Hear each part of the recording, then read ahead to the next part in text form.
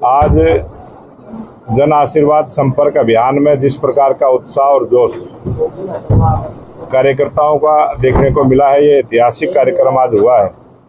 और इसी प्रकार से जन आशीर्वाद शंखनाद रैली, जिसका आयोजन कल कुरुक्षेत्र में लोकप्रिय मुख्यमंत्री नायब सिंह सैनी जी के नेतृत्व में हमारे राष्ट्रीय नेतृत्व, प्रदेश का नेतृत्व, सभी के नेतृत्व में जो एक सभा का आयोजन हुआ और जिस प्रकार से घोषणाएं हुई, उसमें जो पहली घोषणा मुख्यमंत्री जी ने किसानों के लिए की, जिस प्रकार से लोकप्रिय प्रधानमंत्री नरेंद्र मोदी जी ने तीसरी बार सरकार बनने के बाद किसान सम्मान निधि देके अपने कार्यकाल की शुरुआत की, उसी प्रकार से नायब सिंह सैनी जी ने जो अपनी जन आशीर्वाद शंखनाद रैली, जिसकी शुरुआत कल कुरुक्षेत्र से की, किसानों के लिए बहुत ही ऐसी घोषणाएं जो हरियाणा आज पहला ऐसा प्रांत बना है जो किसान के द्वारा उगाई गई प्रत्येक फसल को एमएसपी के रेट पर खरीदने का काम हरियाणा प्रांत करेगा। ये बहुत बड़ी उपलब्धि, पहली बार ऐसा हुआ है। मैं पार्टी की तरफ से सरकार का बहुत बहुत धन्यवाद करता हूं। और किसानों को बिजली के बारे में भी, बिजली के ट्यूबवेलों के बारे में भी, बिल के बारे में भी, ट्रांसफार्मर जो जल जाते हैं उसके बारे में भी, और जो आबियाना शुल्क 133 करोड़ रुपए किसानों का था उसको माफ़ करने का भी, ऐसी 5 घोषणाएं सरकार ने की हैं। और अनेक ऐसी घोषणाएं हमारे मुख्यमंत्री नायब सिंह सैनी जी ने की हैं, जिससे आज एक तरफा वातावरण भारतीय जनता पार्टी के पक्ष में बना है। और आने वाले समय में विधानसभा चुनाव में स्पष्ट बहुमत की सरकार अब भारतीय जनता पार्टी की नायब सिंह सैनी जी के नेतृत्व में बनेगी। आज जिस प्रकार का उत्साह और जोश कार्यकर्ताओं में है, जिस प्रकार का उत्साह जनता में है, जनता में चर्चा शुरू हो गई है। जनता चाहती है कि पहली बार हरियाणा प्रदेश में ऐसे मुख्यमंत्री बने हैं जो किसान के हित की सोचते हैं, जिन्होंने किसानी की है, गरीब परिवार से हैं, ओबीसी समाज का पहली बार हरियाणा प्रदेश में मुख्यमंत्री बना। थोड़ा समय मिला, हरियाणा प्रदेश की जनता पूरा समय नायब सिंह सैनी जी को मुख्यमंत्री के रूप में देना चाहती है। और इसीलिए जनता ने मन बढ़ाया कि ऐसे गरीब परिवार का व्यक्ति जब किसी प्रदेश का मुख्यमंत्री बनता है, ऐसे अनेक उदाहरण देश में है। चाहे मुख्यमंत्री जब गुजरात के पहली बार नरेंद्र मोदी जी बने थे, उस समय वो विधायक भी नहीं थे, लेकिन पार्टी ने उनको मुख्यमंत्री बनाया। गुजरात में उन्होंने काम किए और लगातार 12 वर्षों तक गुजरात की सेवा करने के बाद देश के प्रधानमंत्री बने।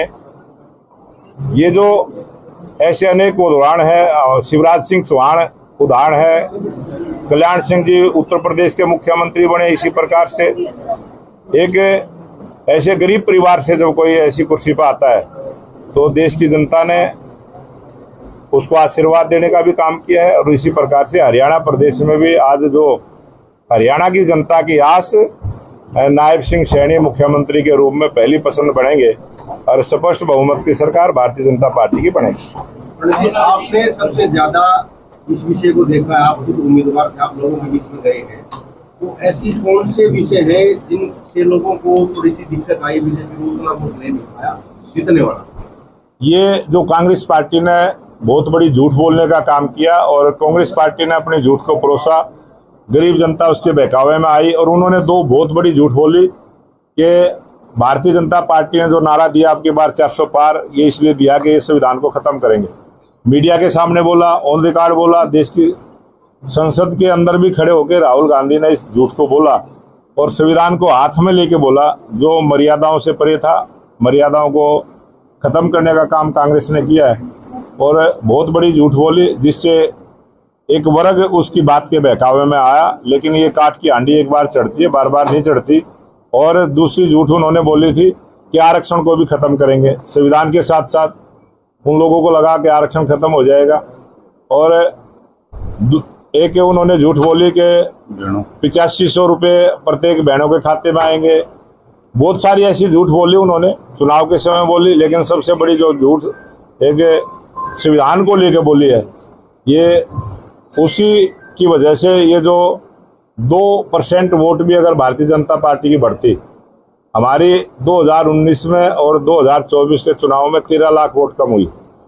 अगर ये 13 लाख वोटों का करें तो 1% वोट बढ़ती है।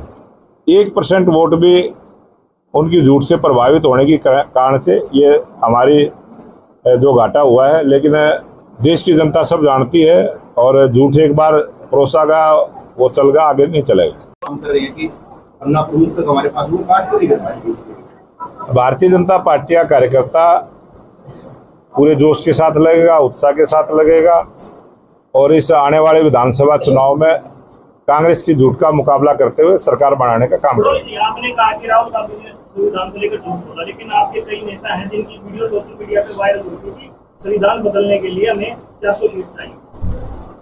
ये एक जगह से जो वीडियो वायरल हुई थी, दूसरी जगह से हुई ही नहीं। एक नेता के द्वारा वो गलती हुई थी, और उसके बाद कांग्रेस ने उसी का हथियार भी बनाया। पंडित जी, जो सुप्रीम कोर्ट ने हाल ही में एससी को लेकर आरक्षण को लेकर क्या बात, भारतीय जनता पार्टी ने एजुकेशन में इसी आरक्षण को 2020 में हमने लागू कर रखा है, वो तो है। और भारतीय जनता पार्टी जो संविधान का आदेश है, सुप्रीम कोर्ट का जो आदेश है, संविधान के अनुसार काम करेगी।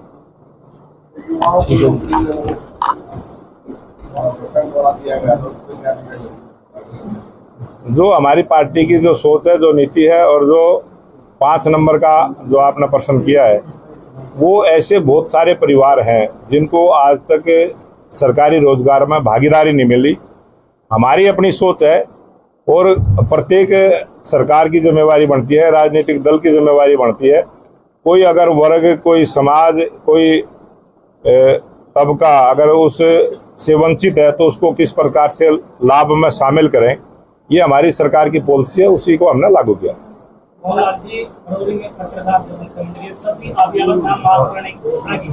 लेकिन आज तक अभी भी नंबरदार गांव से इलेक्शन तक ले जाते हैं। 7 दिन के अंदर घोषणा हुई है, 7 दिन के अंदर अंदर ये अभियान सबका माफ हो जाएगा। फरवरी में भी घोषणा हुई, अगर कोई हुई थी तो उसका नोटिफिकेशन अगर जारी हुआ हो तो दिखा दो आप। नोटिफिकेशन जारी हुआ, घोषणा किसने करी थी?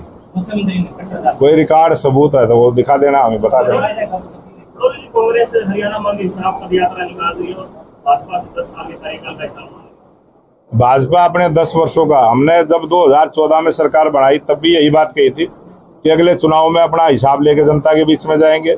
ये हमने किया। अब 2019 में अपना हिसाब लेके गए, अब 24 में भी अपना 10 वर्षों का हिसाब लेके जनता के बीच में गए हैं, और अब भी जनता के बीच में अपना 10 वर्षों की उपलब्धियां लेके जाएंगे।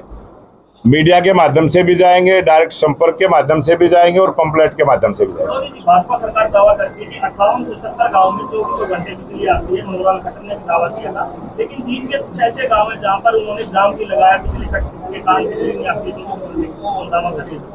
आज मैं आपके माध्यम से पूरे दावे से ये बात कहता हूँ कि 5870 गाँव में 24 घंटे बिजली देने का हमने काम किया है, और टेक्निकली अगर किसी गांव में जगमग योजना लागू नहीं हुई है, किसी कारण से भी उस गांव में वो काम पूरा नहीं हुआ, वो गांव अछूते हैं। हमारा प्रयास है कि हम 100% गांव में 24 घंटे बिजली के देने का काम करें।